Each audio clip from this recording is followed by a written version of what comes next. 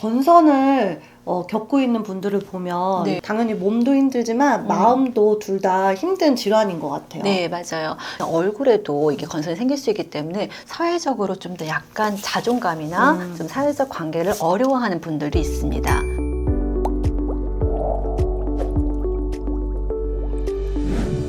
유리님들 안녕하세요. 안녕하세요. MC 스텔라입니다. 안녕하세요. 영양학 박사 클라라입니다. 영상 속 20% 할인 쿠폰을 찾아라. 네, 영상을 끝까지 보시고요. 쿠폰을 찾아보세요. 요즘에 겨울철이라서 사람들이 이제 그 건조한 피부 때문에 굉장히 고민이 많잖아요. 그쵸? 네. 그래서 오늘은 이 피부 건강에 대해서 중요한 거를 좀 알아보려고 하는데요. 네. 그 중에서도 건선에 대해서 오늘 알아보려고 합니다. 네. 이게 건선이 되면 막 이게 뿔긋뿔긋해지고 비늘바늘처럼 이렇게 돼서 굉장히 보기에도 좀 힘든 그렇죠. 질환이잖아요. 네. 그래서 이 고약한 건선에 대해서 어떻게 대처를 하는지 오늘 박사님께서 다 알려주시길 바래요. 예. 네. 오늘 이 시간에는 건선에 대한 의학적인 접근 말고요. 네. 생활 습관이나 영양제로 어떻게 건선을 이겨낼 수 있을까? 이 얘기를 좀 하려고 합니다. 그래서 오늘 세 가지 영양제를 가지고 왔어요. 아연하고 비타민 D, 아사이베리를 가지고 왔습니다. 여기 나머지 있는 하나는 나중에 말씀드릴게요. 궁금하시면 끝까지 시청해주세요. 네. 박사님, 그러면 오늘 이 건선에 도움이 되는 영양제를 갖고 왔는데요. 네. 그러면 이 건선은 어떤 건가요? 건선은요, 비정상적으로 우리 피부세포가 증식하고 그다음에 성장하는 증상이에요. 피부 표면에 두껍거나 또는 이렇게 벗겨지거나 또는 붉은색의 비늘 같은 발진이 생기는 거예요. 건선은 염증과 가려움이 생기는데요. 아직까지 원인이 밝혀지지 않은 비정상적인 면역질환입니다. 건선은 일반 피부 질환하고 달리 굉장히 복잡한 질환이기 때문에 꾸준한 관리가 필요합니다. 우리가 여기 있는 영양제가 건선에 어떻게 도움이 되는지 하나씩 알아보도록 합시다. 오늘 첫 번째로 박사님이 아연을 가져오셨는데 네. 이 아연은 건선에 어떤 도움이 되나요? 아연은 피부 건강에 굉장히 중요한 무기질이에요. 아연은 면역 체계를 도와주고요. 과도하게 나타나는 면역 반응을 조절해주는 기능을 합니다. 세포의 재생과 회복에도 도움이 되고요. 항염증 작용으로 피부가 붉어지거나 가려운 것을 완화시키기도 합니다. 그래서 건선을 예방하는데 이 아연이 굉장히 도움이 되고요. 아연이 많은 음식으로는요, 우리가 굴이나 새우 같은 해산물, 고기나 또는 우유, 유제품, 달걀, 또 씨앗이나 건가류에도 많이 들어있어요. 두 번째로는 비타민 D를 가져오셨는데요. 네. 비타민 D는 또 건선에 어떤 도움이 되나요? 비타민 D는 건선에 도움이 되는데 여기서 퀴즈. 얼마나 많이 비타민 D를 드시고 계세요? 저는 500? 한 알이 500인가? 한 알 정도 먹고 있어요. 영양제로 드시고 네, 있군요. 영양제로. 예, 우리가 보통 피부에서 햇빛에 있는 자외선을 이렇게 맞았을 때 우리가 몸으로 만들 수가 있잖아요. 그런데 그게 충분하지 않아요. 그쵸. 그래서 이 비타민 D가 충분하지 않으면 건선 증상이 더 심해질 수가 있습니다. 비타민 D는 면역 시스템을 조절하고요. 피부 세포의 정상적인 턴오버, 우리가 교체를 촉진해 줍니다. 그리고 비타민 D는 피부의 염증을 줄이는 데도 도움이 돼요. 근데 우리가 이게 자외선으로 비타민 D를 받으라고 하셨잖아요. 네. 근데 겨울에는 우리가 아무리 받고 싶어도 이게 못 받잖아요. 네, 맞아요. 그리고 특히 저 같은 경우는 이제 회사에 있다 보면은 더 받기가 힘든데 네. 그러면 이게 여름보다 겨울에 비타민 D를 좀 더 함량을 높여 먹어야 되나요? 그렇죠. 네, 여름보다는 조금 더 많이 드시는 게 좋겠고요. 특히 건선이 있으신 분들은 비타민 D가 부족하지 않게 항상 유의를 하시는 게 좋습니다. 네. 그리고 이제 세 번째로는 이제 아사이베리를 가져오셨는데 네. 아사이베리는 건선에 어떤 도움이 되나요? 아사이베리는 아마존에서 자라오는 조그맣게 생긴 아주 작은 베리 종류예요.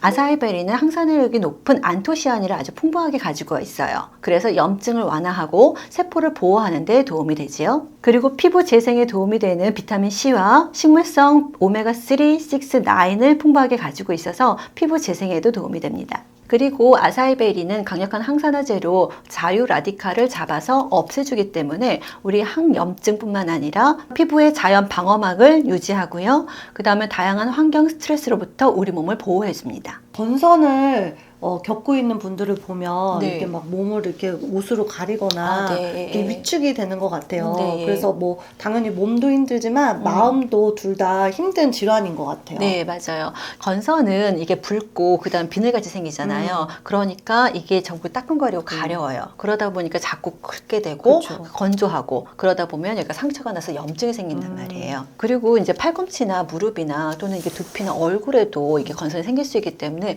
사회적으로 좀 더 약간 자존감이나 좀 사회적 관계를 어려워하는 분들이 있습니다. 누가 자꾸 보는 것 같고 그런 느낌이 들고요. 또 일부 어떤 분들은 저런 것들이 이제 나한테 오는 거 아닐까라는 오해로 인해서 사람들이 이제 피하게 되니까 건선을 가지고 계신 분들이 사회적인 모임에 잘 참여하지 않는 경우가 있어요. 이게 건선이 전염이 되진 않잖아요. 건선은 전염되지 않아요. 그런데 가장 흔한 오해 중에 하나가 건선이 전염된다라는 거죠. 예, 그래서 전혀 그렇지 않으니까 걱정하지 마시고요. 근데 하지만 우리가 이제 공공적으로 많이 쓰는 이제 목욕탕이라던가 수영장이라던가 또는 미용실이나 또는 헬스장 샤워하는데 네. 이런 데서는 사람들이 이제 건선이 있는 사람들이 나한테 옮을까봐 이렇게 피하시는 경우가 많거든요. 근데 그렇진 않다고 얘기해드리고 싶습니다. 저도 이게 건선 피부를 겪고 계시는 분들이 이렇게 쳐다볼 때 사실 좀 아프겠다라고 생각을 하고 쳐다보는 건데 네, 예. 그분들은 전염될까봐 쳐다보나 이렇게 생각하실 것 같아요. 네, 맞아요. 그래서 그 건선에 대한 올바른 이해와 일단 인식 개선이 좀 필요합니다. 그러면 이 건선은 어떻게 치료해야 되는 건가요? 건선은 우리가 국소적으로 이렇게 부분적으로 건선이 있으실 때는요, 국소 치료를 하는데요. 이때는 비타민 D 유조체나 스테로이드 크림이나 연고 또는 젤 이런 것들을 이제 발라서 할 수가 있고요. 또는 UVB 광선 치료를 하기도 합니다. 이것으로 어려운 경우는요, 우리가 경구 치료제로 우리가 약을 먹기도 하고요. 피부나 근육에 주사를 하는 생물학적 제제를 사용하기도 합니다. 그러면 이렇게 박사님이 알려주신 방법을 다 해갖고 치료를 하면 완치가 되는 건가요? 안타깝게도 이거는 면역 기상으로 생기는 거라고 했잖아요. 그래서 이제 완치는 할 수가 없어요. 하지만 꾸준히 관리하면요, 증상이 많이 개선될 수가 있습니다. 그럼 피부를 촉촉하게 하면 도움이 될까요? 네, 그렇죠. 피부 보습은 굉장히 중요해요. 그래서 매일 우리가 보습제를 바르는 게 중요하고요. 그다음에 스트레스를 받으면 우리가 몸에서 염증이 더 많이 올라가잖아요. 그러면 이 건선이 더 심해질 수가 있기 때문에 스트레스를 관리하는 방법, 예를 들어서 명상을 하거나 운동을 하거나 또는 호흡을 하는 이런 것들이 굉장히 중요합니다. 그리고 건강한 식생활도 필요한데요. 우리가 신선한 야채, 그 다음에 과일, 그리고 오메가3 같은 항염증에 도움이 되는 식습관을 하시는 것이 건선에 도움이 되죠. 그리고 가장 중요한 건 정기적으로 병원을 방문해서 자신에게 맞는 치료법을 찾는 것이 중요합니다. 그럼 피부에 이 촉촉한 걸 바르면 도움이 된다고 했는데 네, 예. 그래서 이제 사람들이 보습제도 발라보고 이게 물도 많이 마시는데도 건조하다고 해요. 그렇게 했는데도 건조한 원인은 무엇인가요? 첫 번째는 우리가 건선 질환하고 관련이 있고요. 두 번째는 보습제를 바르는 방법도 목욕 직후에 바르는 게 좋고요. 그 다음에 목욕한 뒤에 한참 있다 바르는 거는 도움이 되지 않아요. 특히 계절에 맞는 보습제를 쓰셔야 됩니다. 여름에는 좀 더 라이트한 것도, 그 다음에 겨울에는 좀 더 헤비한 보습제를 쓰는 게 좋은데 이걸 바꿔서 사용하면 우리가 보습이 되지가 않죠. 그쵸. 네. 그리고 우리가 겨울에는 난방을 하잖아요. 그쵸. 그래서 훨씬 더 건조해질 수도 있고요. 그리고 목욕을 오래 하거나 때를 자꾸 이렇게 밀면 피부가 더 건조해질 수 있습니다. 그런 걸 좀 조심하셔야 돼요.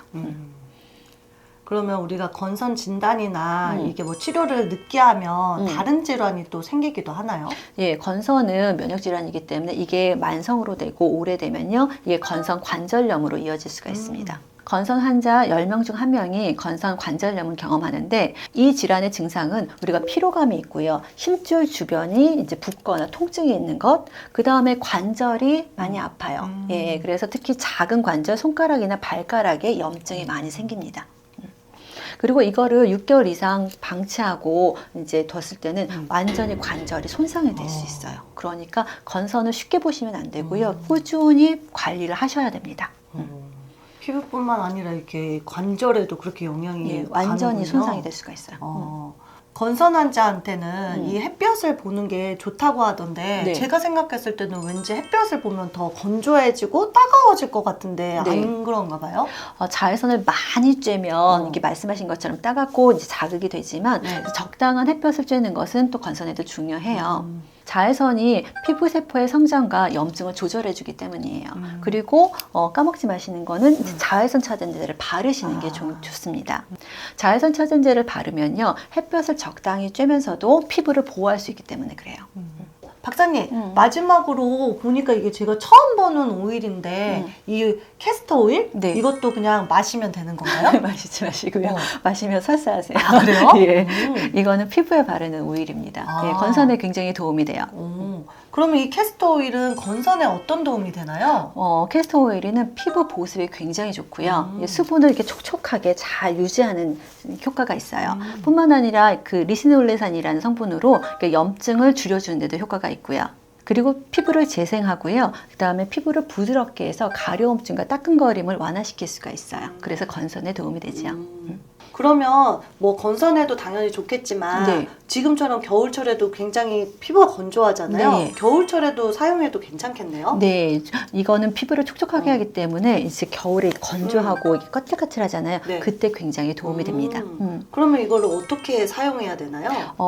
이거를 처음 쓰시는 분들은요, 먼저 테스트를 해보셔야 돼요. 이게 이 오일이 나한테 맞는지. 그래서 여기 팔 안쪽에다가 조금만 덜어서 이렇게 보고 이게 알러지 반응이 있는지 확인하시고 쓰시는 거고요. 그 다음에 처음 쓰신 분들은 이게 굉장히 헤비한 오일이기 때문에 이제 좀 이렇게 무겁게 느껴질 수가 있어요. 그럴 때는 우리가 호호바 오일하고 좀 섞어서 사용하셔도 좋고요. 건선이 있으신 분들은요, 이 캐스터 오일 1티스푼하고 코코넛 오일 1티스푼을 섞어가지고 건선 부분에 이렇게 바르시면 보습 효과가 굉장히 좋습니다. 이 캐스터 오일이 어떤 거 봤을 때는 뭐 이렇게 눈썹 자라고 머리 탈모에 되게 도움이 된다고 했는데 네, 맞아요. 건선에도 도움이 되는군요. 네, 맞아요. 캐스터 오일은요, 건선뿐만 아니라 다른 곳에서도 굉장히 많이 효능이 있거든요. 이것에 대해서 우리가 다음 시간에 좀 더 자세히 알아보도록 해요. 아, 다음 시간에요? 네. 아, 그럼 캐스터 오일에 대해서 궁금하신 유리님들은 우리 다음 시간에 만나요. 안녕!